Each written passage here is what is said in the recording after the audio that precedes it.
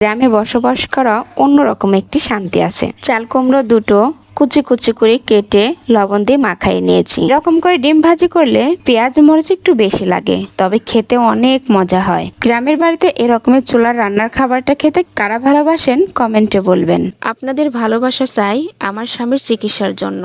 আসসালামু আলাইকুম বন্ধুরা, সবাই কেমন আছেন? আশা করছি সকলে অনেক ভালো আছেন। আলহামদুলিল্লাহ, আমিও ভালো আছি। রাতের জন্য রান্না করব, আর সেজন্য দুইটা চাল কুমড়ি নিয়ে নিয়েছি। আর দুইটা চাল কুমড়ি কিন্তু অনেক জালি, আর জালি চাল কুমড়ি ভাজি করলে খেতে কিন্তু অনেক ভালো লাগে। চাল কুমড়িতে চুন পড়ে গেলে সেটা ভাজি করলে টক টক লাগে, কিন্তু জালি চাল কুমড়ি ভাজি করলে টক টক লাগে না, খেতে অনেক ভালো লাগে। এখানে আমি দুইটা চাল কুমড়ি নিয়ে নিয়েছি।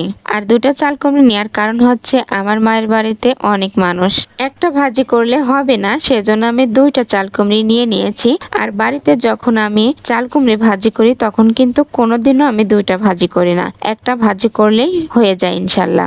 ভাজি তরকারিটা কুচি কুচি করে কাটার সময় আমার অনেক ভয় করছিল, কারণ বটিটা অনেক নড়ছিল, মনে হচ্ছিল যে কখন যেন হাত কেটে যাবে। বাড়িতে ছোট বটি দিয়ে কাজ করে অভ্যাস হয়ে গেছে। নিজের বাড়ি থেকে অন্যের বাড়িতে কাজে তাক পাওয়া যায় না। মেয়েদের এমন একটি জীবন, যেখানে যাই সেখানেই কাজ করতে হয়। আর এই কাজটা অন্য কোনো কাজ নয়, এই কাজটা হচ্ছে রান্না করার কাজ।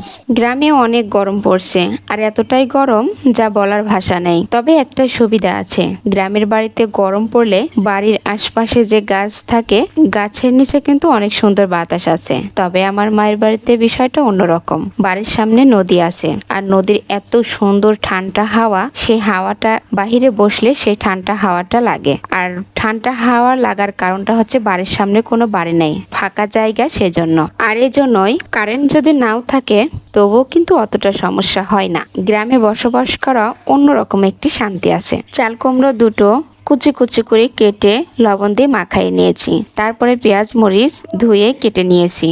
চাল কুমড়ো সবজিতে অনেক পানি থাকে, আর এটা লবণ দিয়ে মাখায় রাখলে সে পানিটা কিন্তু বের হয়ে যায়। সবজিটা ভাজি করা শুরু করে দিয়েছি। প্রথমে পেঁয়াজটা ভেজে নিলাম, তারপর হালকা কিছু জিরা দিয়ে দিয়েছি।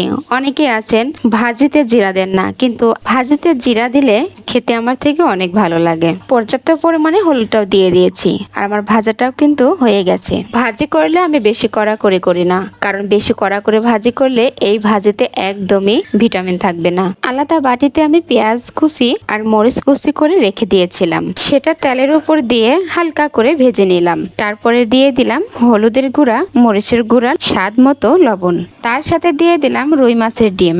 এরকম করে ডিম ভাজি করলে পেঁয়াজ মরিচ একটু বেশি লাগে, তবে খেতে অনেক মজা হয়। আর এই খাবারটা আমার ছেলের অনেক ফেভারিট একটি খাবার। আজকের খাবার চাল কুমড়ো ভাজি, আর তার সাথে রুই মাছের ডিম ভাজি। গ্রামের বাড়িতে এরকমের চুলার রান্নার খাবারটা খেতে কারা ভালোবাসেন কমেন্টে বলবেন।